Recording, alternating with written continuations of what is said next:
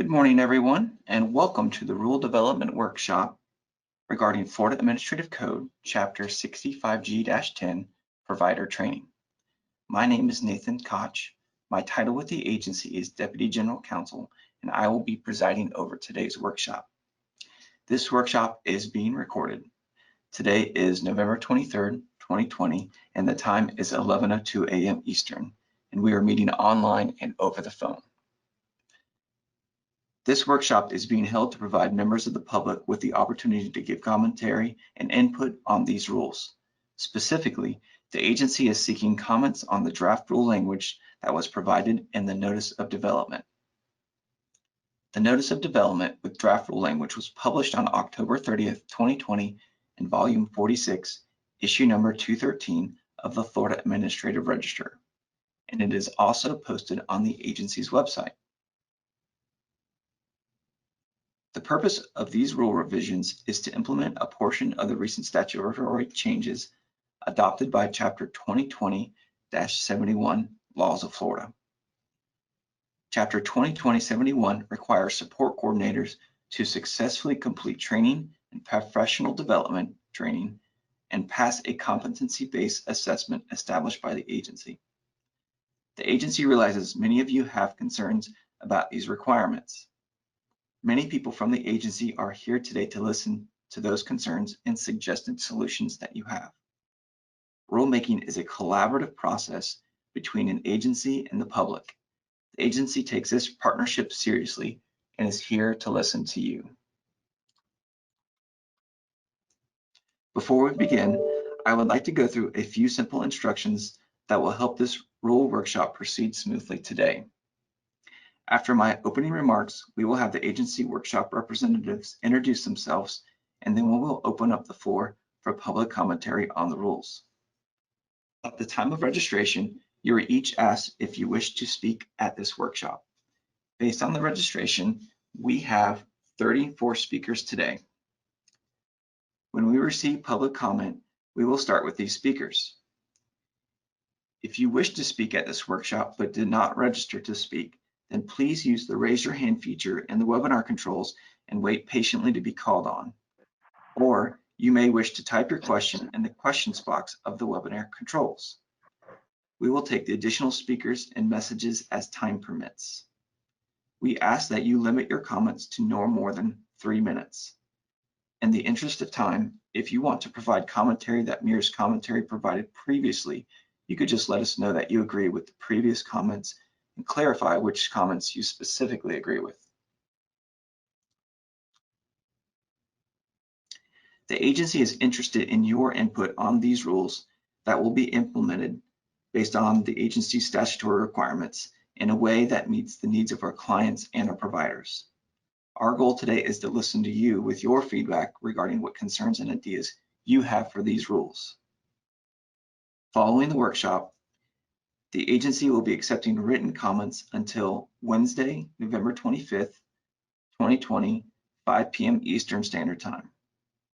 You can email your written comments to Brett Taylor at brett.taylor@apdcares.org. It's also on the display, the workshop display. And the spelling of that is BRETT period TAYLOR at APDCARES period ORG. Mr. Taylor's email address, like I said, can also be found on the Notice of Rule Development and as well on the webinar screen. At this time, I'd like to have each agency representative introduce him or herself and provide their title for the record. We can begin with Tom Rice. Hello, this is Tom Rice. I am Deputy Director of Programs for the agency. And next we can move to Lynn Dahl. Good morning, Lynn Dahl, Chief of Provider Supports. And Lorena Fulcher. Good morning, this is Lorena Fulcher, Chief of Consumer Supports. Thank you. Okay, let's get started with any public comments. Again, before providing us your comments, please ensure that your name and affiliation is stated correctly on the record. Our first speaker today is Jennifer Harris, who's affiliated with Harris Support Services Incorporated. And following Ms. Harris will be Penny Schumann with, so one moment.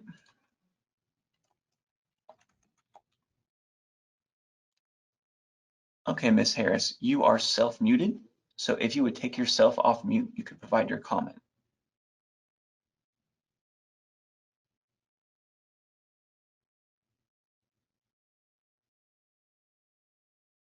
And Jennifer Harris, you are self-muted. So if you could take yourself off mute, you could provide your comment.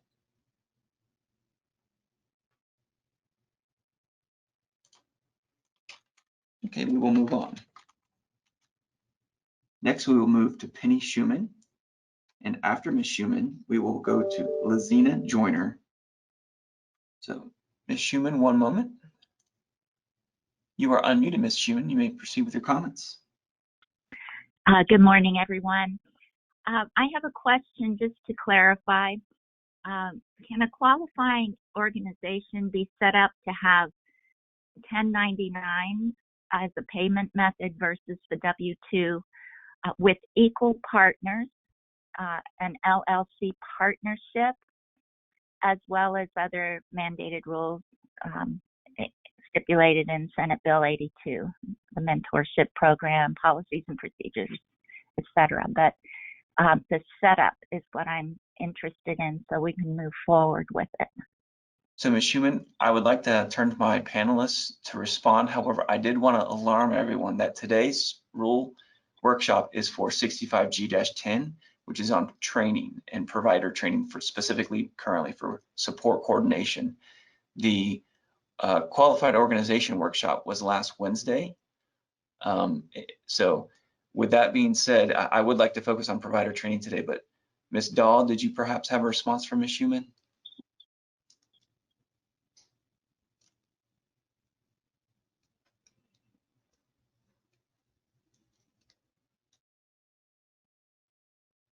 And Ms. Dahl, you're on mute. I'm not sure if.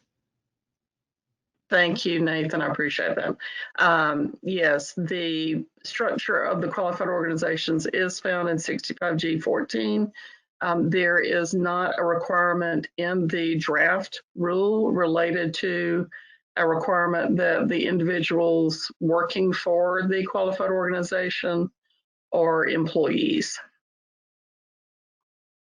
Okay, so that leaves leeway for the 1099s, is my understanding. So it just wasn't clear to me in the previous meeting, so I apologize for not sticking to the topic today, but it was very important to me to clarify that. I understand, and you probably aren't the only one with that question, so thank you, Ms. Schumann.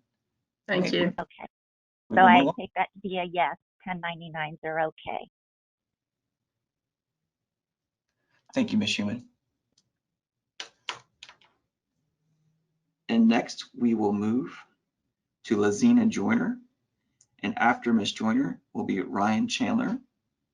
So Ms. Joyner is affiliated with Joyful Support Services Incorporated. One moment, Ms. Joyner, while I unmute you.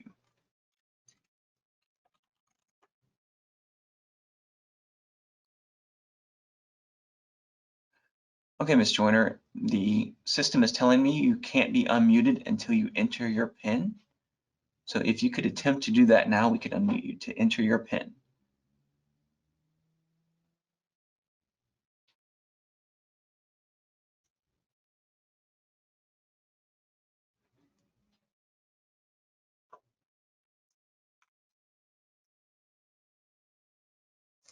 All right, Ms. Joyner, we will come back to you later. So next we will move to Ryan Chandler with Association of Support Coordination Agencies.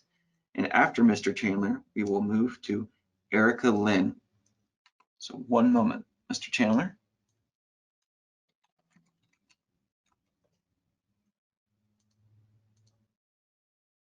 All right, Mr. Chandler, you are self-muted. If you would take yourself off mute, you could provide your comment. This is Ryan Chandler with the Association of Support Coordination Agencies, and we will be submitting written comments and concerns.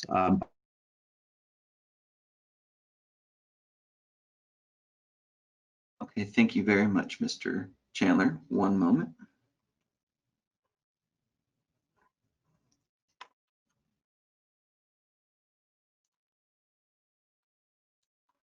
All right, and as I said, next, we'll be moving to Erica Lynn with Safe Harbor Support Coordination.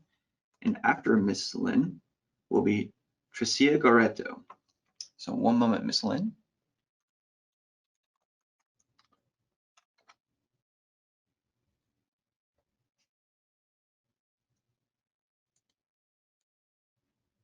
All right, Ms. Lynn, you are unmuted. We can hear you.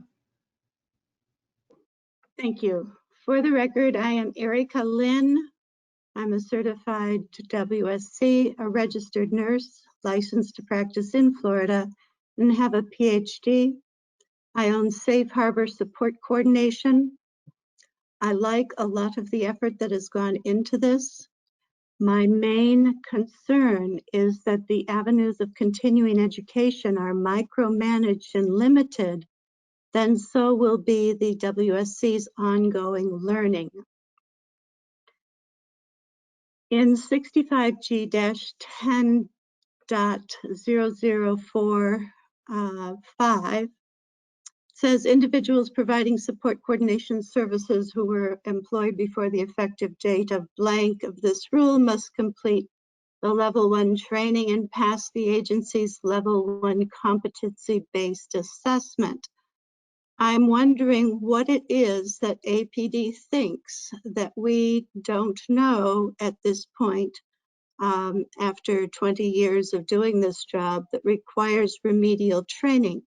That I don't mean this in a flip way. I actually want to know what the goal is that APD has in requiring this training. I strongly recommend that WSCs with significant experience be excused from this training, or at least permit WSCs to test out of it. In other words, take the test without having to go through the training. For 65G-10.005A, any and all,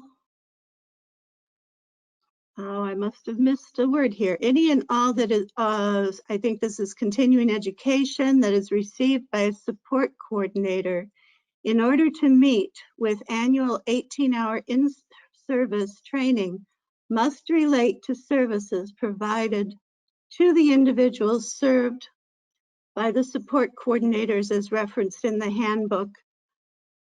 And then there's a list of topics that could be included. I have some suggestions for additional topics that I think would benefit support coordinators and our clients as a result of those. One obvious one to me that's missing is healthcare, including medical, dental, eye, and ear care. Also, age-specific health care. The draft language includes elder care, but nothing about the other developmental stages throughout the lifespan. There are some topics relative to our individuals that it would be good to learn about, and these would include high blood pressure, diabetes, pressure ulcers, wound care, end-of-life care, insomnia, medical records. This is critical for reviewing the MARS, dementia, Alzheimer's disease, COVID-19, pandemic and community health, care of G-tubes, Mickey buttons, colostomies, urostomies, and self-catheterization. If support coordinators have clients with these issues, they need to have some basic information about them in order to make sure their clients are being served well. I also think that another recommendation would be types of developmental disabilities and their characteristics, i.e. Angelman syndrome, Cornelia de Lange syndrome, trisomy 8p, which is not Down syndrome, Fragile X, Marfan system, Noonan syndrome, etc. We could also use better understanding of the more common developmental disabilities such as intellectual disability, autism, cerebral palsy, and spina bifida. Another topic I think would be useful is guardianship and guardian advocacy and other options for assisting care of the individual. Another topic should be rights of the individuals. This would include the Florida statutes of rights for people with disabilities, the human rights of every individual, regardless of guardianship, and the rights of the individual and guardian relative to the waiver, and especially ways to teach these rights to different levels of understanding. Other topics would include ethics, domestic violence, human trafficking. I'd like to comment in general about this section, saying that I've been a support coordinator for about 20 years. The work has consistently gotten more time-consuming, complex, and the changes that arise every 2 or 3 years cause stress. Some in-service training should be permitted to going towards self-care for the WSC.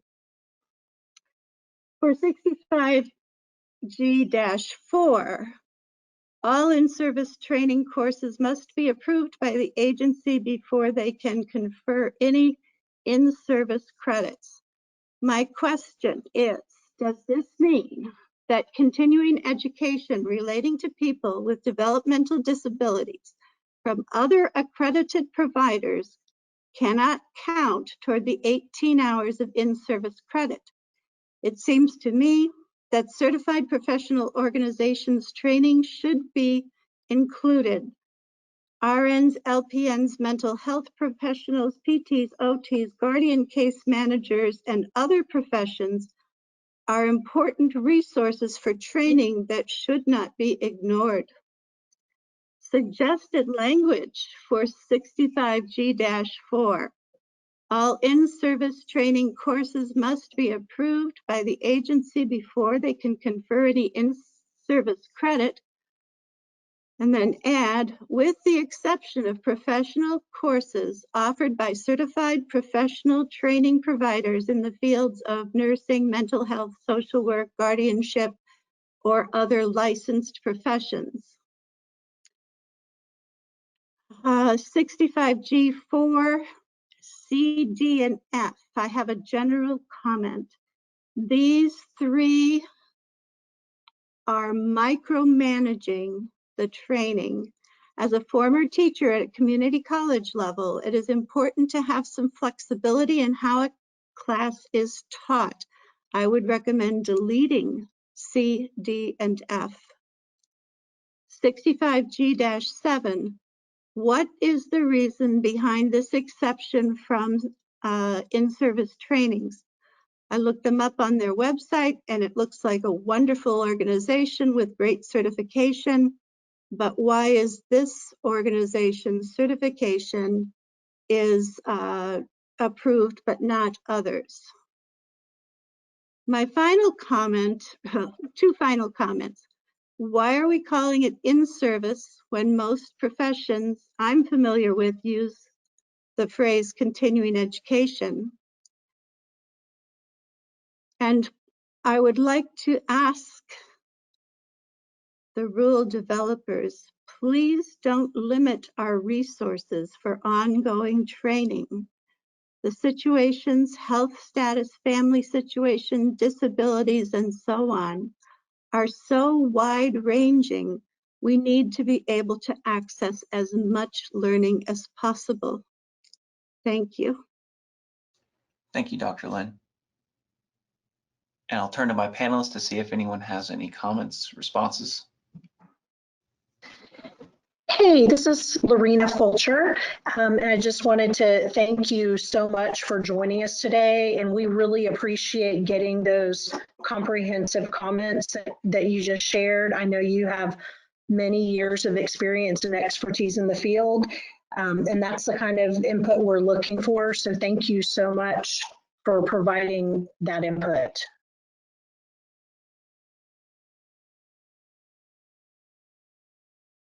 Okay. Next, we will move to Tricia Gareto, and after Ms. Gareto, we will move to Sabine Thomas. So Tricia Gareto is with Premier Support Services. And one moment, Tricia. Ms. Gareto, you are unmuted. You may proceed with your comment. Good morning. My name is Tricia Gareto. I'm in Suncoast Area 8 with Premier Support Services. I have just two broader questions. My first was about the level 1 training and how it was going to be structured, whether it was going to be a 40-hour self-paced training that we would have to complete, or as Ms. Lynn had suggested, if we can test out of it in the beginning. And I also would really like to know when that is available, seeing as how all WSEs have to take that training and have a certification in order for our applications to be qualified organizations to be complete and submitted. So I was hoping that those would be up and running before the end of the year. If you could please confirm that.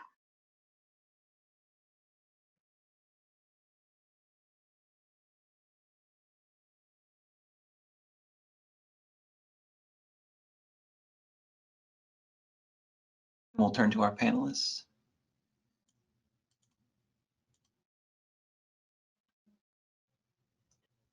The level 1 training is an online training that will be self-paced. It will be in different modules.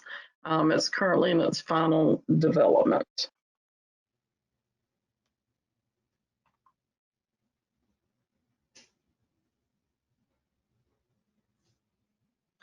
And Ms. Dahl, right now we do not know when when it will be available, but it's in development, correct? That's correct. Thank you.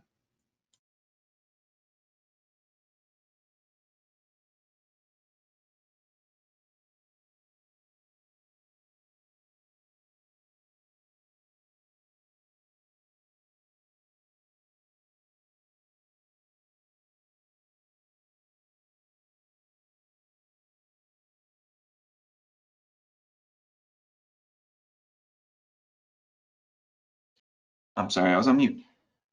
Next, we will move to Sabine Thomas, and after Ms. Thomas, we'll move to Patty Rendon. So Sabine Thomas, if you would take yourself off mute, you could provide your comment. Okay, sounds like Sabine Thomas's question was answered. We will next move to Patty Rendon with the Columbus Group, and after Patty Rendon will be Amanda Johnson. So one moment.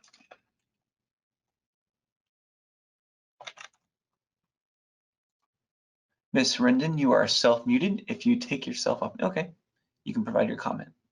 Thank you so much, and good morning, everyone. My name is Patty Rendon from the Columbus organization, and my comments are 65G-10004, number 2, in which it relates to all basic training components, both 2, 3, and 4. The current handbook states that these basic requirements be made within a 90-day period. We would ask that language be changed to have more specifics based on the basic requirements, so that things like core competency and zero tolerance be done prior to direct service, and that the other ones remain within 90 days of hire. In 004-3, we would ask that the in-person training be held, again, over the 3-month period and designate them out. In 004-5A, it would be our request that we would allow for current applications to be submitted for a qualified organization without the level 1 training at this time. Due to the constraints of a 90-day period of the agency to review the application, it would require the level 1 training be available as of January 1st for it to be completed within 90 days. And all qualified organization applications would need to be into APD on March 1st in order to have them all completed by July 1. We would ask that the application for a qualified organization would be able to be processed with all current coordinators that already have current Medicaid waiver treating provider numbers, and that the level 1 training must be completed for any of those within a qualified organization by December 31st of 2020. Therefore, giving a 6-month period of having the level 1 training after July 1st. Also in 65G-10.005, in section number 4, we would ask for that all certified trainings again include additional professional organizations such as nursing, legal, the guardians, et cetera, that are available to provide additional ongoing education and continuing education training. Any other questions? Thank you, Patty Rendon.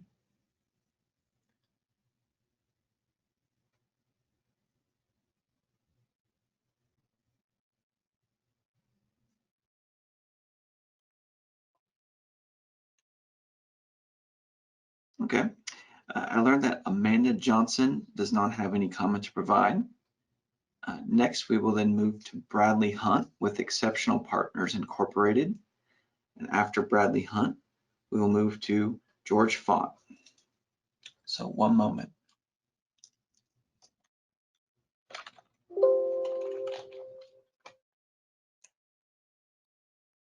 Bradley Hunt, you're unmuted. Great, thank you. Good morning. This is Brad Hunt with Exceptional Partners. Way over here in the hinterland of Pensacola, Florida. I really appreciated the comments from Dr. Lynn, an expansive list of categories for the continuing education training and the relabeling of in-services for the continuing education. As I'm reading this and I'm listening to the conversations and having worked with the state of Florida now for 30 years, I'm very concerned about the timeframes that we're looking at for getting this done. I'm concerned that we just need enough lead time. I'm wondering if APD could address anyone in the panel of what steps APD is doing to provide assurance to us that the competency-based test evaluation that the coordinators are going to have to pass, that it is a valid test, that particularly when you're looking at getting just one other opportunity to pass the test, and if you don't pass it the second time, then you're going to have your services agreement terminated. So we're talking about people's lives here, and it's important that that test be valid and that it is testing exactly what it is that needs to be tested and evaluated. The other is under, I forget which page this is, where it talks about the training for the continuing education. I don't see anything in here about online training, book reading, and how that may be accommodated, and that there's some very good sources out there, great information that would cover all those topics. And we would like to see some provisions made for having that material also qualify for continuing education. And those are my questions and comments. Thank you. Thank you, Mr. Hunt. We'll turn to our panelists.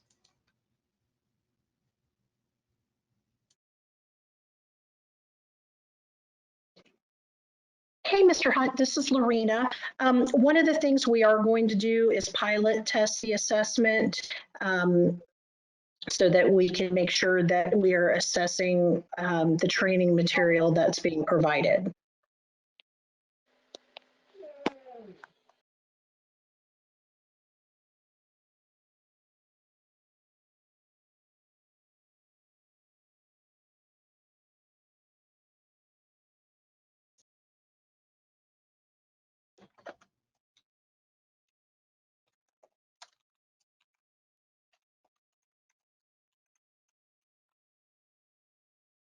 Just one moment. Okay. And Amanda Johnson indicated, oh, we already addressed that. George Fawn is working on his mic, so we will follow with him at the end. So that next we will move on to Sharon Mitchell, who's a waiver support coordinator. And after Ms. Mitchell will be Glenda Alahuste.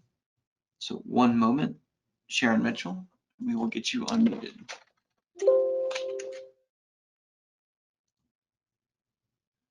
All right, Ms. Mitchell, you are self-muted. If you would take yourself off mute, you could provide your comment. Yes, good morning. This is Sharon. I did not check that I wanted to put a, to submit a question this time. I submitted one the last time, so I don't know if that was a carryover. Okay. Yes, ma'am. Okay, thank you very much. You're welcome. All right, next we'll move to Glenda Alahuste with Life Again. And after that will be Manuel Achong with Achong Incorporated. So one moment, Glenda.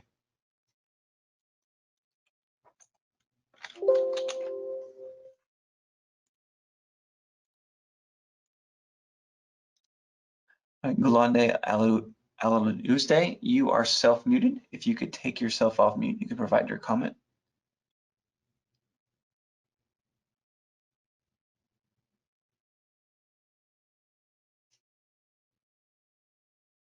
And again, Glenda, you are self-muted. If you could take yourself off mute, you could provide your comment.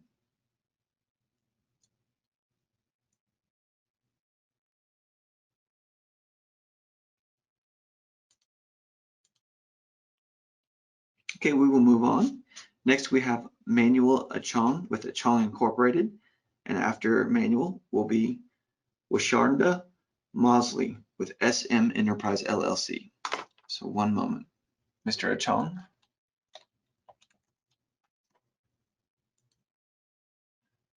And Manuel Achong, you are self-muted. If you take yourself off mute, you can provide your comment.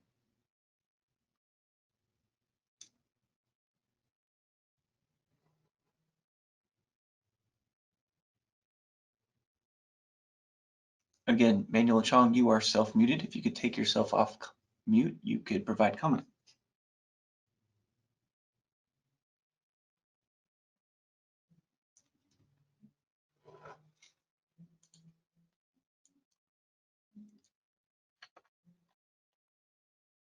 Okay, we will move on. Next, we have Washarnda Mosley with SM Enterprise LLC. And after Ms. Mosley, we have Glenda Shepard. So Ms. Mosley, one moment. Ms. Mosley, you are self-muted. If you take yourself off mute. Good morning. This is Rasharnda Mosley with SM Enterprise. My question is, if we are hiring now for our organization, is it a need for them to do the statewide training as well as the level 1 and 2 training?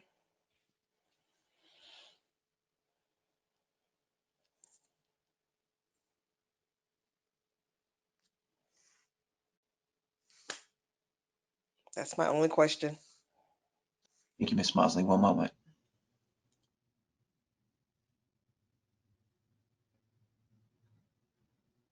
Good morning. Yes, all support coordinators will be required to complete the level 1 training.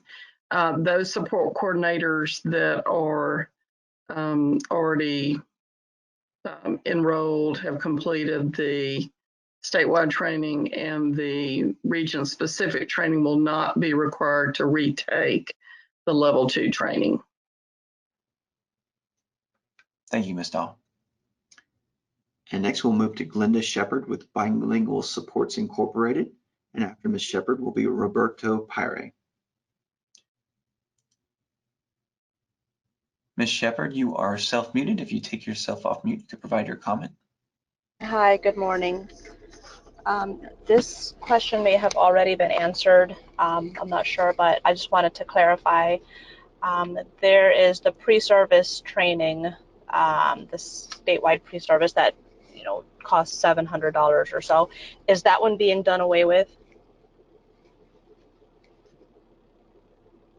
Good morning. Yes, the level 1 training will replace what is now the statewide pre-service training. It will be offered online through Train Florida, and there will be no cost associated with that training. Thank you. Ms. Shepard, you muted yourself, so I assume that's all you have. Next, we will move to Roberto Pyre with Advanced Support Coordination Services Incorporated. And after Mr. Pyre will be Helena Oshke. One moment.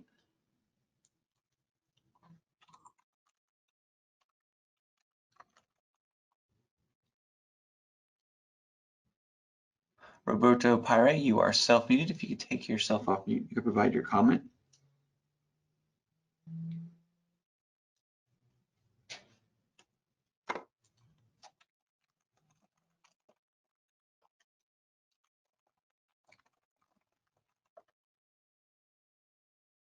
Mr. Pyre. Good morning. Good morning. Proceed. Hello. Hello, we can hear you, sir. Go ahead. Yes, can you hear me? Yes, sir. Roberto, Oh my God. Go ahead. Oh, you can hear me. Okay. I'm sorry. Well, my question is just a comment on the time frame for taking the examination and the time frame for being a qualified organization.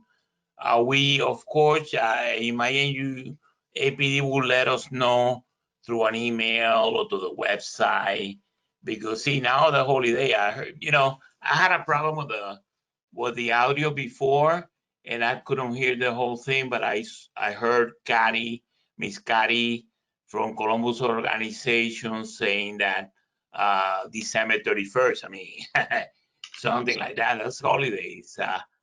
Are we sticking in that time frame, or it hasn't been developed yet?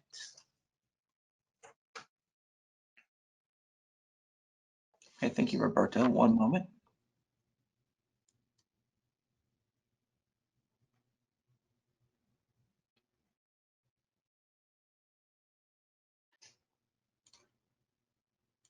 Good morning. The language, the draft language does require that the assessment has to be completed within 90 days of the rule development itself. And in answer to your question, yes, when the online training is available, support coordinators will be notified of that to complete the training. Thank you, Ms. Dahl. And I'll add to that. Right now, we cannot give you a time frame as to when the Chapter 10 will be promulgated. The agency is moving as fast as possible. However, we're not going to proceed and promulgate the rule until we've thoroughly developed the language. And at this time, we're unable to say when that will happen. But Chapter 2020-71, the statute that was passed by the legislature this past session, does have an effective date of July 1st, 2020. So, okay, we can move forward.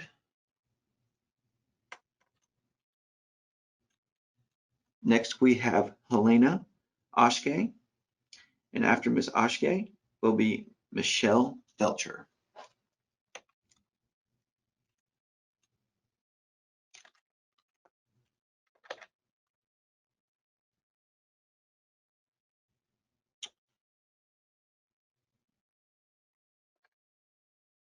It looks like Helena has left the call, so we will move forward.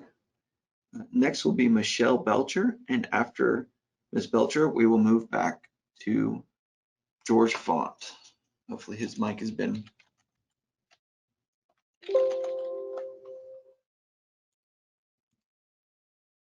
So Ms. Belcher, you are self-muted. If you take yourself off mute, you could provide your comment. Hi, my name is Michelle Belcher. I've been a support coordinator for 17 years. I have some questions on the 10.005 section 4A regarding the WSC in-service job related APD.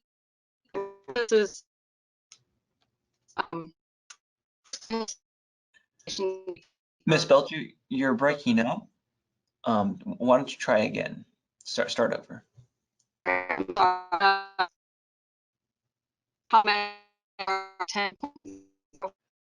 Miss Belcher, we're still having trouble hearing you. I'm not sure if it's a connection issue. Comments electronically. Okay, I think we can hear you better now. Try again.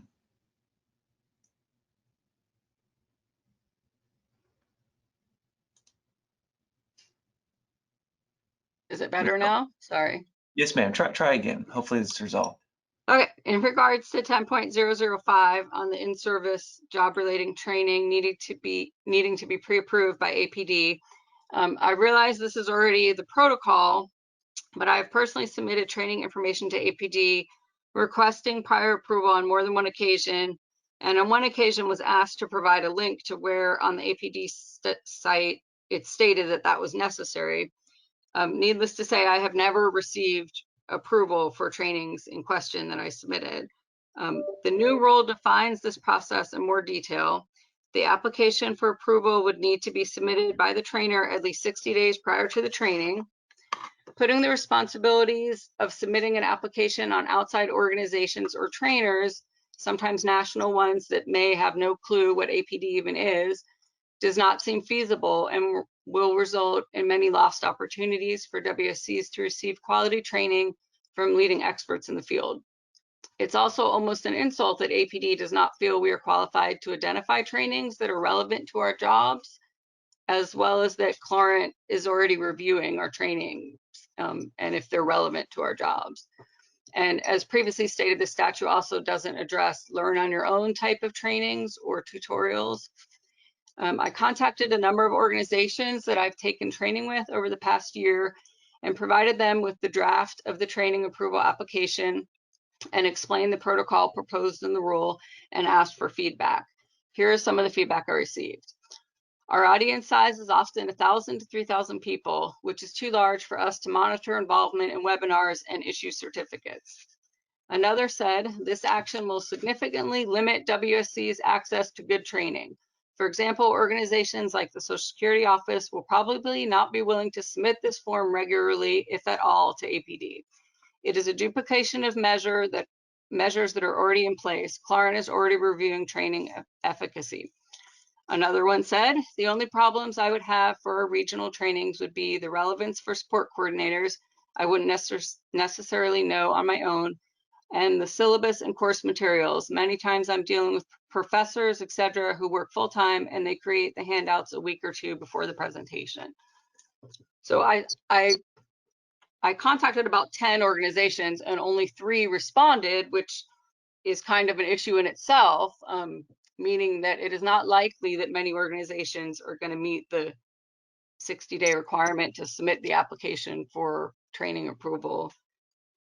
And again, I think it's been stated, it seems like APD is trying to micromanage that aspect a little bit.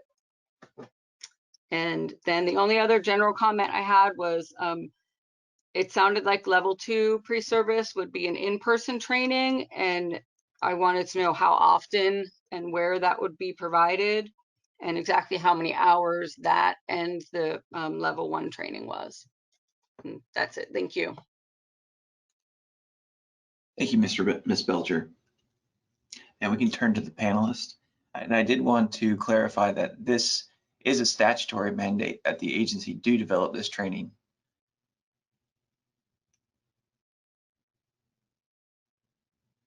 Thank you for your comments about some changes to what is in the current draft language relative to the pre-approval for training to be considered toward the in-service hours. Would also want to note that there's been a reduction in the number of required hours that support coordinators will have to complete on an annual basis. Any language that you can give us with suggested language changes, we would very much appreciate through this process. The level 1 training, again, is an online self-paced training that is currently under development. The level 2 training is what you now know as region-specific training. It will be conducted at the regional offices, just as it is now, and will be offered through each of the regions.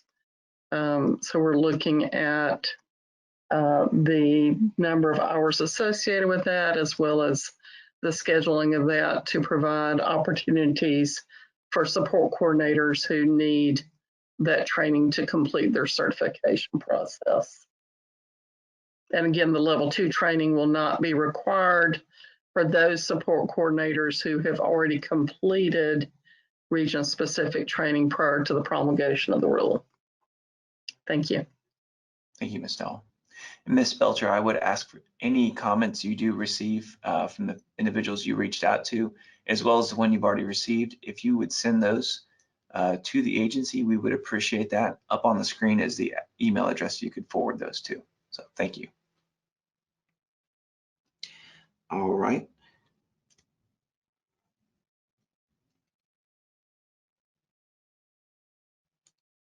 And next we will go back to Lazina Joyner with Joyful Support Services Incorporated and see if she has her PIN entered yet. And then after that, we will move to written comments that have been submitted by you all during this panel, as well as a prior panel that we received that's related. So one moment.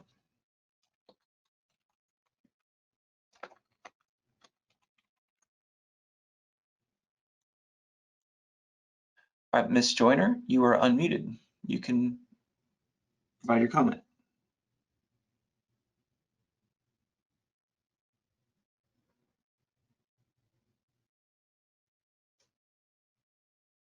Lazina Joyner, appears though you're unmuted. Joining. Can you hear me now? Yes, ma'am. Hello? Okay. Can another solo support coordinator join an agency with their caseload? That's my question.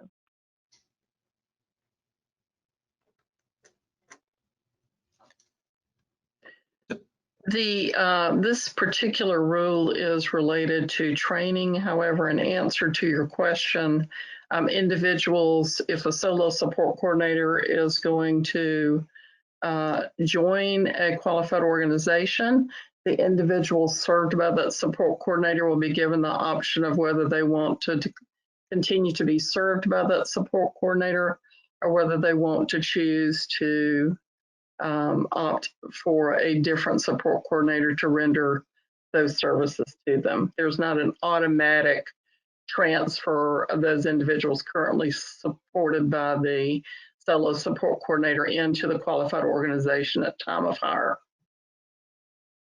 So you're saying if they're going to get an option, a letter maybe from APD, is that how the process will work?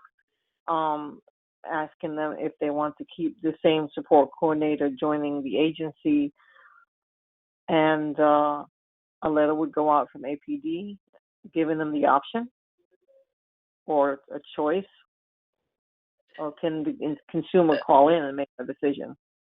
Again, this particular rule workshop is related to training. However, in answer to your question, the individuals, as they would with any time there is a change in the support coordinator, will be given an option of whether they want to remain with that support coordinator or not. All right, thank you. And the second question is, hello? Yes, ma'am. Go ahead. Okay. The second question is, how much time are we looking at before that level 1 training would be coming out? What type of time frame are we looking at?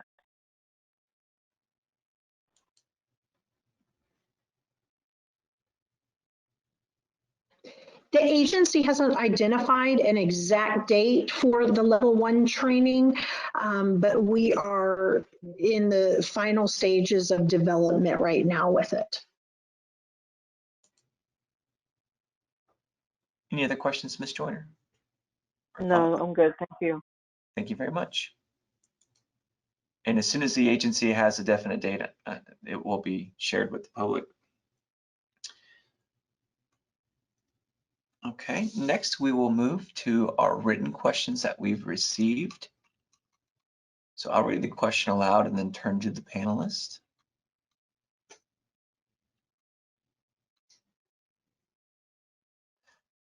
All right, regarding pre-service level 2 training and region-specific training, due to the ongoing COVID-19 pandemic, can the Waiver Support Coordinator pre-service training level 2 be taken online? And if not, when can the new Waiver Support Coordinator take the in-person 2 training at the regional office? So the level 2 training being designed for this role is intended really to be an in-person training. However, at APD, we do understand the need to make necessary accommodations for emergencies like the COVID-19 pandemic. And so we will make sure that that is addressed through that training.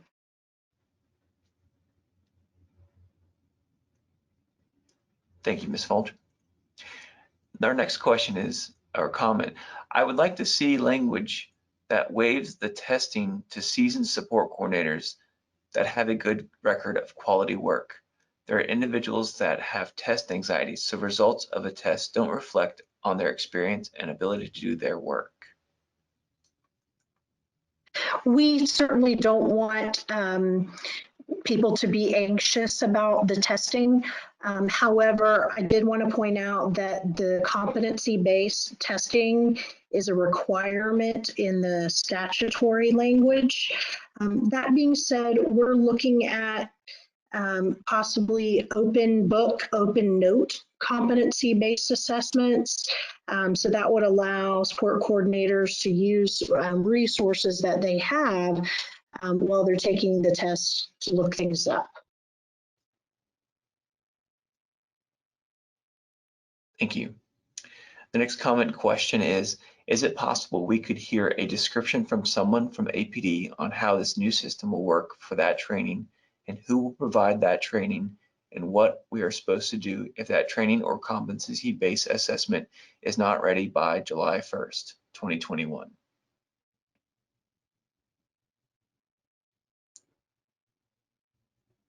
So the waiver support coordination training, the level one training is intended to be an online self-paced training that a waiver support coordinator would take through the Train Florida system.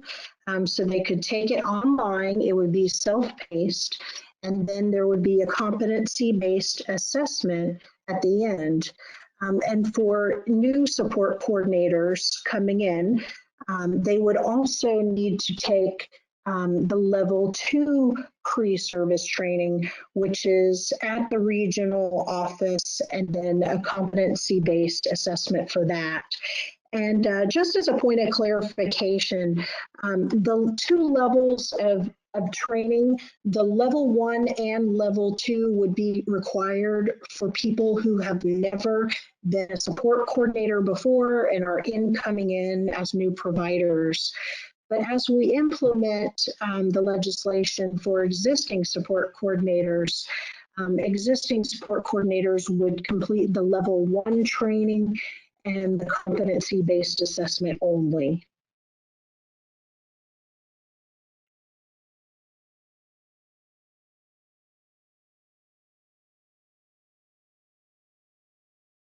Okay, thank you. The next question is, there's talk of a pilot program. How do you volunteer for that pilot? And it seems, the comment is, it seems to add more time before the training is live and available for use. So how do you volunteer for the pilot program when it's available?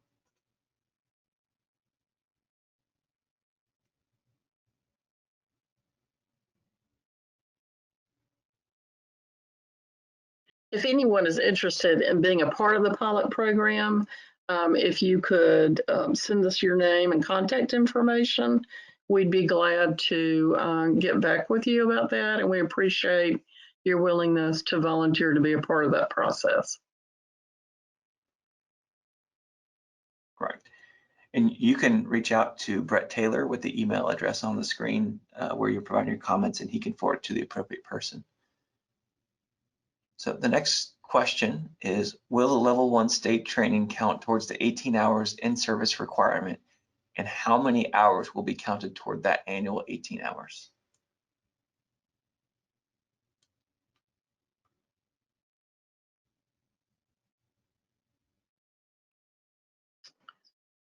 The draft rule language, I believe, where the agency is looking at counting those hours towards your required in-service training for that first year.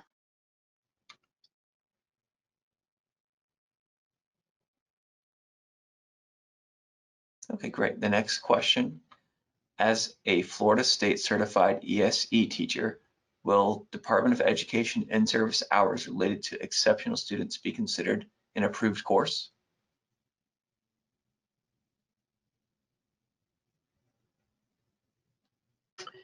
The draft language in the rule does indicate the types of topics that may be considered toward those in-service training hours, and it does also spell out any additional requirements to get that prior approved. However, any suggested comments that you have to what the draft rule language currently has in place, we would appreciate those comments and that feedback. Okay, thank you, Ms. Dahl. Our next question is, will all waiver support coordinators, new and old, be required to take the new level 1 training for certification as it relates to becoming a qualified organization? Yes, all support coordinators will be required to take the level 1 training and the competency assessment. Okay. The next question is, will a waiver support coordinator be able to be an approved trainer for their waiver support coordinator within an agency? The language does require, specify that the level 1 training will again be provided through Train Florida as an online training. Level 2 training will be the region specific training as you currently know it, which is face-to-face through regional staff. There will no longer be the certification of existing support coordinators within an agency to conduct either the level 1 or the level 2 training.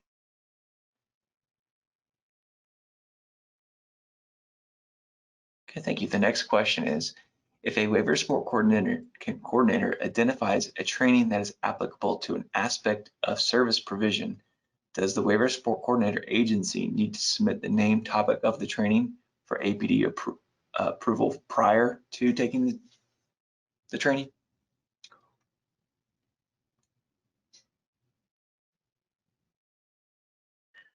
The current language in the draft rule does make that requirement. However, any suggested comments or feedback you have about that current language would be appreciated. The next question is, can waiver support coordinators only choose trainings based on an already approved list? Again, the language that is in the draft rule indicates that some suggested topics, but is not considered a comprehensive list.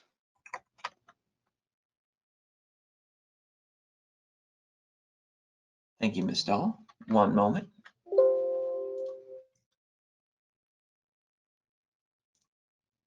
Okay, that is all the written questions we've received. Next, we can actually move to the individuals who have their hand raised. We have 2 individuals. The first one is Lourdes Nordello Benitez. So one moment, Lourdes Nordello, while I unmute your line. And Lourdes, you are self-muted, so if you could take yourself off mute. Hi, my question was answered already. Thank you. Thank you. Thank you. And next we can move to Tyshawn Clerk, who has her hand raised. One moment, Tyshawn. Tyshawn Clerk, you are unmuted.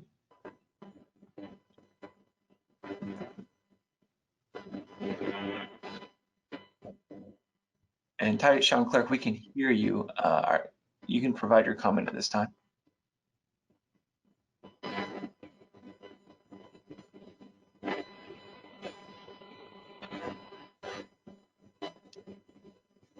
Okay, Tyshawn, I'm going to move on. I've lowered your hand. If you want to provide feedback, you can raise your hand again and we can try again later. So next we will move on to Marie Demerville.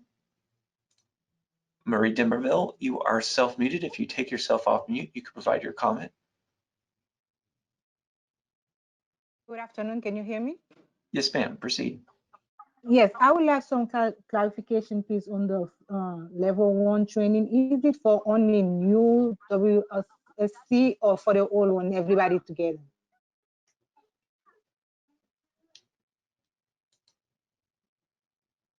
The level 1 training is a requirement for all support coordinators, existing support coordinators, as well as newly hired support coordinators.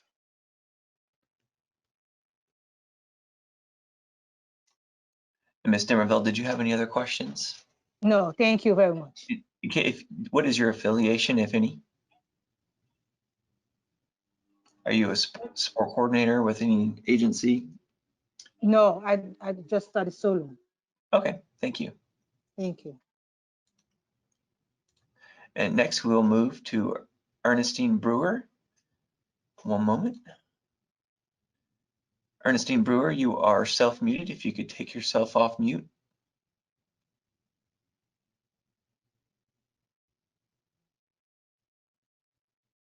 Ernestine Brewer, you are self-muted. If you could take yourself off mute, you could provide your comment.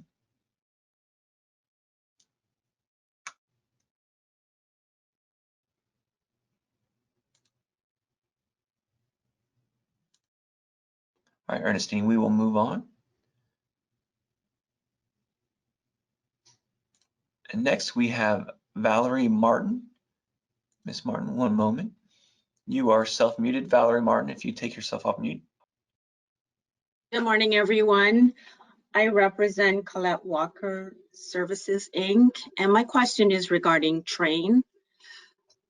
Being that the training will be self-paced, will there be a time limit in terms of, and I'll give an example, the current Social Security training is set for 2 weeks in which you have to finish it and complete the assessment. Is that what will be on tap for the new training or for this training that we have to retake?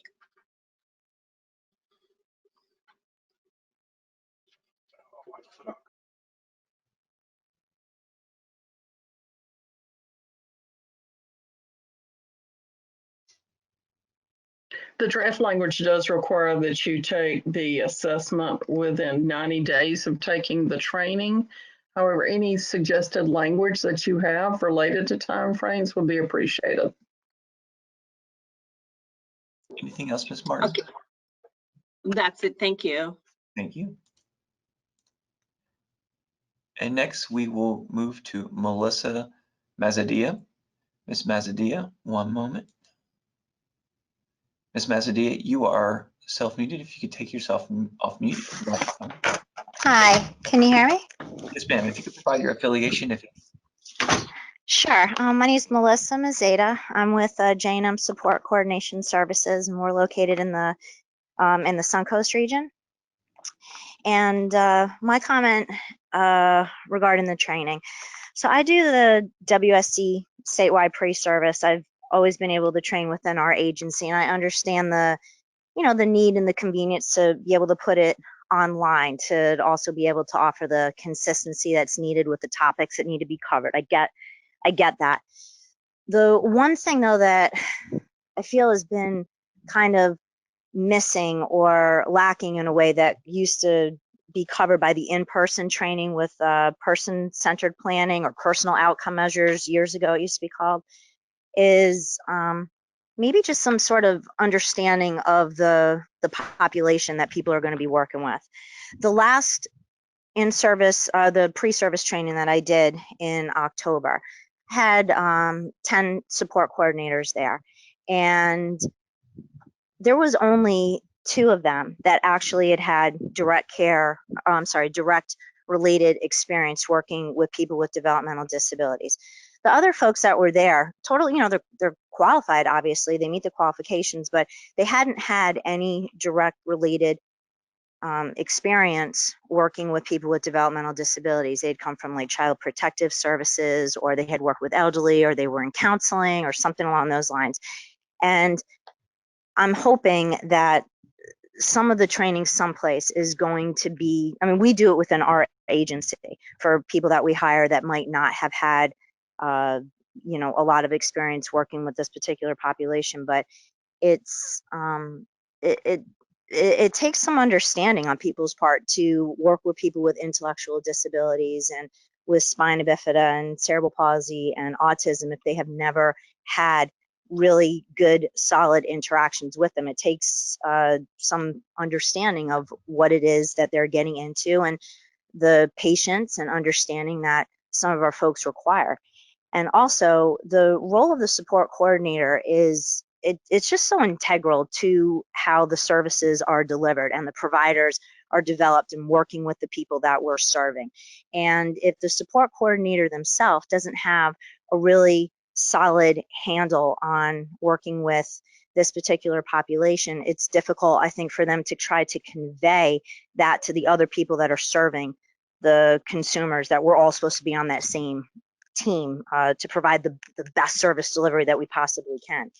And, when you guys had the person-centered training in person, it lent itself to having conversations with people that were sitting in that room, and really, it really seemed to provide some sort of sensitivity training to people that we're serving. And that's something that seems to be, I don't want to say like lacking, but for a better term, it is kind of lacking. All of the trainings are just, they're online at this point, and there's that connection, I think, that's getting missed with sitting in a room with people that are going into the same field as you. And and just in my conversations also with our reviewers from Clarent, they haven't been able to do the WSC interview. Well, obviously this year because of COVID, but even last year they weren't able to do it because they had said that people had kind of been coached on those answers, and it was kind of skewing the results.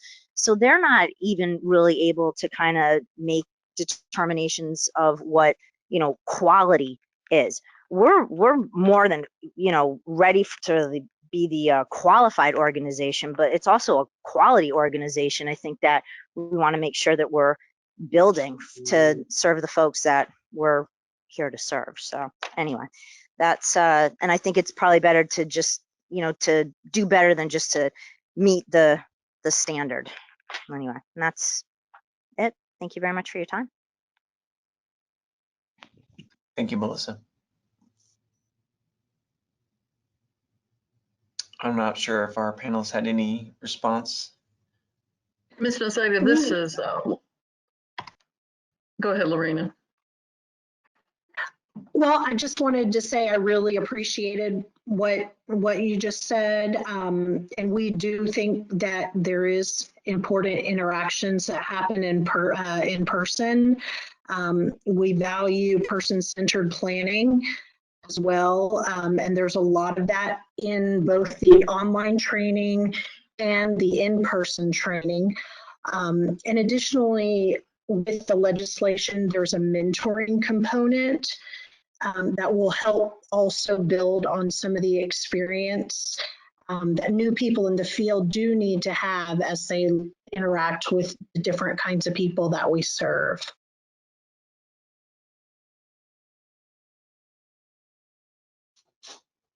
Ms. Dahl, did you have anything to add?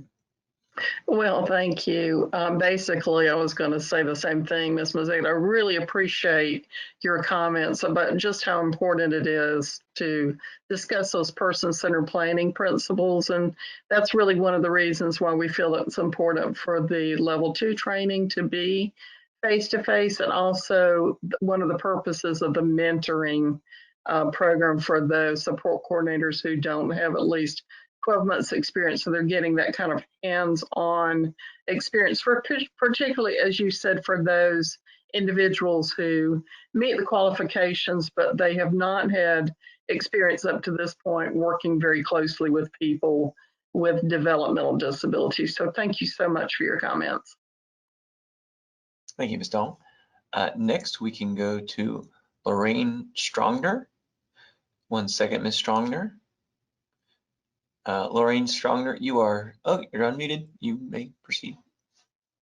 Hi, my name is Lorraine Stogner, and I just wanted to give a little input as well about right now there's the requirement for the bachelor's degree, and I feel like there are some very valuable people who could be a wonderful asset in our consumer's life if they looked at equivalency in years of experience. That's my comment. Thank you.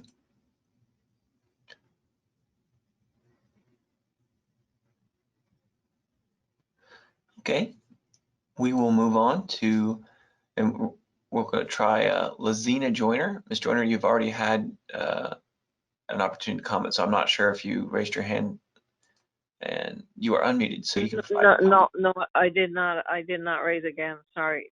Does that remove it? Oh, okay. Let me take that off. Thank you. Thank you, Ms. Joyner.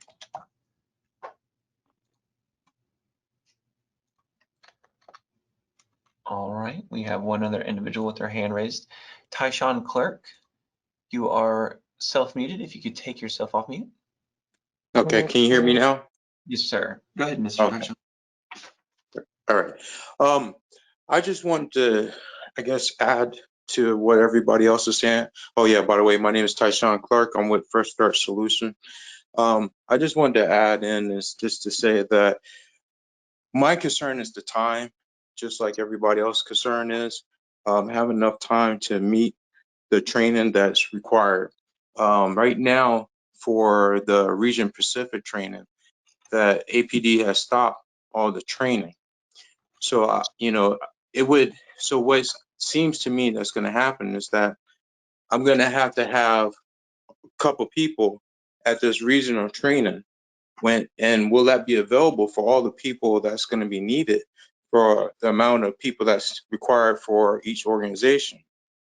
So I'm begging if we can, as we work on this process, that we start at least moving forward with the current training, so we can at least start, be able to not clog the system up with people that's trying to start an organization. Excuse me. So that's really my concern. And also, I know the COVID is a issue currently, and if it is an issue once this training comes live, when will they make decisions to do it online? When will we know that? Have they thought about that? So that's pretty much my concern and comment. Thank you, Mr. Clark.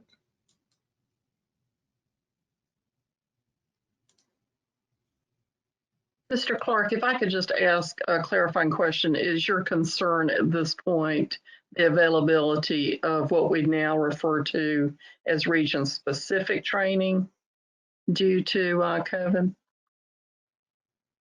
Yes, ma'am.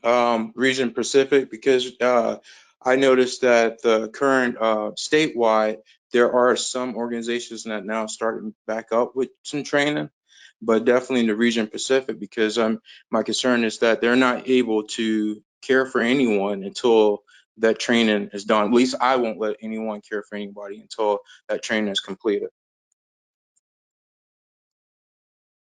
Thank you for that clarification.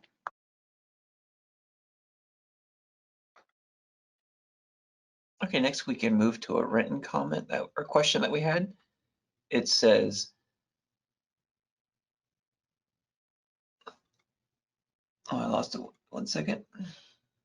It says, what about the training to be a mentor for mentees in qualified organization? Can we speak to that at all?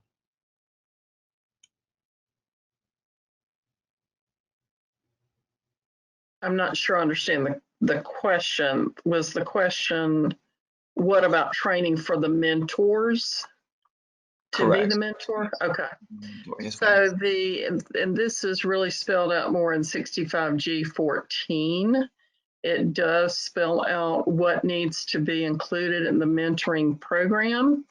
And as we referenced in that workshop, the agency to assist those qualified organizations is actually drafting a template for the qualified organizations to use so that you know what must be covered during the mentoring time frame. There are specific guidelines in that draft rule that do spell out the activities that need to occur between the mentor and the mentee before the mentorship is considered complete.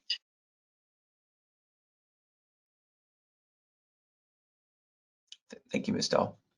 The next written question we have is, will the new waiver support coordinator, one that has experience less than 12 months, those waiver support coordinator caseloads be taken until they complete the mentor program, or will they have to take the level 1 training only and proceed like a seasoned waiver support coordinator?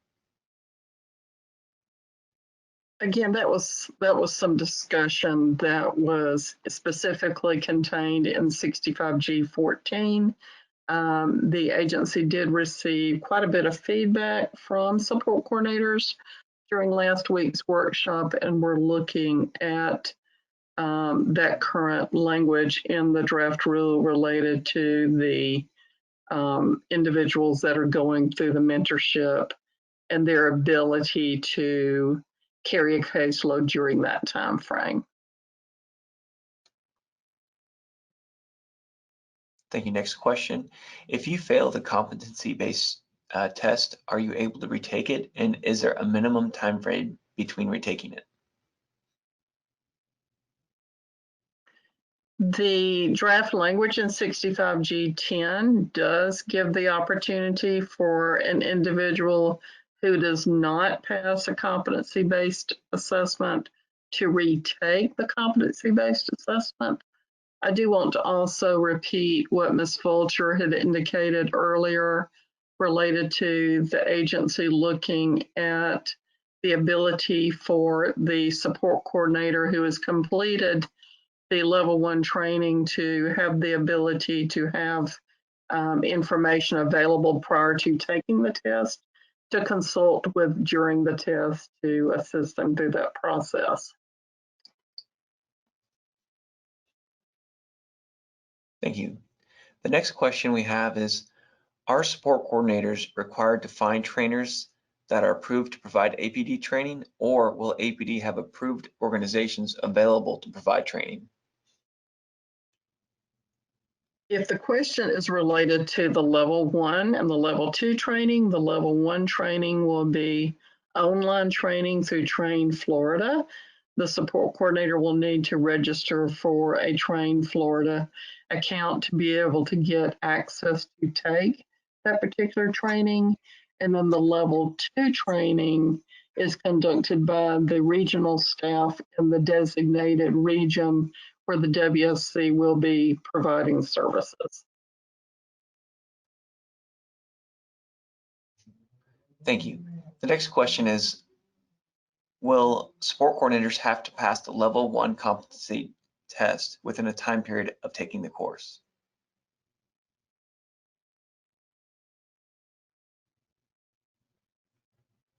The draft language does give time frames for the completion of the test after completing the training. Any recommended changes to that are certainly welcome at this time. Okay, and the last written question we have before we move, we have 2 more people with their hands raised, but the last written question we have is, does each qualified agency have to have a mentor? This relates to qualified organizations, Rule Chapter 65G-14. Yes, and again, that is 65G-14, and it does require that every qualified organization has a designated mentor or mentors. Thank you, Ms. Dahl. Next, we'll move back to, that is all the written questions we have. Next, we'll move back to Bradley Hunt, and then Carlos Robel, and then we will finish the webinar. So one moment, Mr. Hunt. Bradley Hunt, you're unmuted. Thank you so much. Just for clarification on the application process, it's a multi-step process now that we have to go through for a support coordinator, new support coordinator that's hired, going through the training to get to the point where they can submit their application for their treating provider number. The steps currently are that once they're hired or selected by an agency, they have to go through the statewide training with approved training. They have to complete a number of other pre-service trainings, such as zero tolerance and core competency. When those are completed, a packet then is submitted to the region for them to review and approve to issue the waiver services listing letter, which the support coordinator then submits to ACA with other supporting documents to get a treating provider number, at which point that welcome letter from ACA is forwarded to the region for the Medicaid Waiver Services Agreement to be entered into and a SARP submitted so they can get access to iConnect and iBudget. If you could please clarify for me how this process works under this proposed rule with these trainings. Specifically, it is not clear to me in reading this that we can submit the application to the region for the welcome or for the service listing letter prior to the level 2 training being completed. So if somebody could walk me through the steps as it's being proposed, that would help. Thank you. Sure. And of course, again, any feedback that you have related to what we currently have in the draft, we certainly appreciate, as you know. The support coordination qualified organization can hire the person, submit the application. At that point, that would be the prompt for the support coordinator to get the access to the online training, to take that training, as well as the associated test. During that time frame, for those support coordinators who have been a support coordinator less than a year and will require mentoring, that mentoring process can begin during that time. Once the level 2 training is scheduled, that particular support coordinator will be notified so that they can attend the training. For those support coordinators that are hired by a support coordination agency or a qualified organization who do not currently have a Medicaid number, would have to get the draft listing letter from the region, and that would need to be submitted to the ACA for that to occur. We have been working very closely with ACA. We have modified the draft listing letter as well as the final listing letter, and worked very closely with ACA about that to try to expedite that process of getting the draft listing letter more clearly spelled out what ACA is looking for, so that when they receive that application, they can process that more timely, so that the support coordinator can get the associated Medicaid number. At this point, we're looking at the agreement being signed at the point in time that the new support coordinator has completed both level 1 and level 2 training, passed those assessments, as well as the mentorship has been completed. Thank you, Ms. Dahl. And our last speaker today is Carlos Robel. Mr. Robel, you are self-muted. If you could take yourself off mute, provide your comment. Yes, this is Carlos Robel from Advanced Coordination, and my concern after listen everybody and APD. My main concern right now is the time frame. And I really think that based on this year with the COVID, the pandemic, and all the changes in different government agencies from federal to state, I really think that APD should reach the legislator and ask for some kind of extension, not to the whole changes, but at least, for example, July 1st, everybody has to be agency, but in order to have all the requirement for qualified organization, maybe the agency have a time frame for 3 to 6 more months in order to completely have everything done. For example, solo provider that they are solo now, they want to have 4 support coordinator, that is time, and that is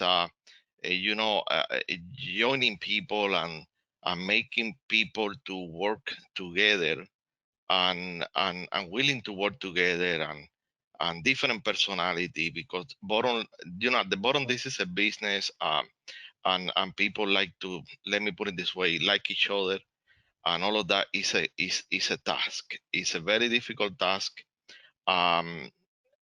We all can be agency by July 1st, but maybe having a couple of more months, from 3 to 6 months to get, in compliance with, let's say, maybe someone in July 1st has 3 support coordinators and they need another one. And maybe they have 3 months or 6 months to get the fourth one. So something like that, because this year we have been impacted, everyone. Everyone, and we have this rule, this new law before the COVID. Okay, so we're gonna have a problem with the time, for sure. I'm sure about it. It's a huge project, statewide project. APD has experience how to work, with thousands of different providers in the whole state. I think that in one way or the other, our clients are gonna be affected because it's a stress. Every change has some kind of impact in the clients, and it's time for everyone to think about the clients. Okay, because they're gonna be impacted in one way or the other. Okay, because actually one day is 24 hours. And we have to continue doing the same thing, and we have to do all the changes, and even APD with the testing, with the testing the testing, and all of that is time. Even you are tight.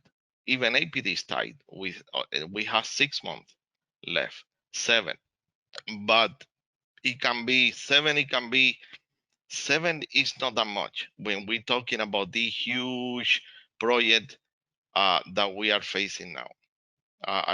This is just a comment.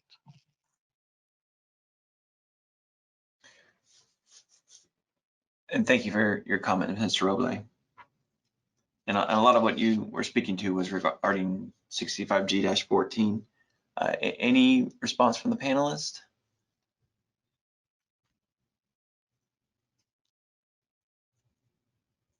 We appreciate your comments and we understand your concern, and we understand the concern on the parts of all the support coordinators. We're all working very diligently to meet this time frame, which is a requirement in law.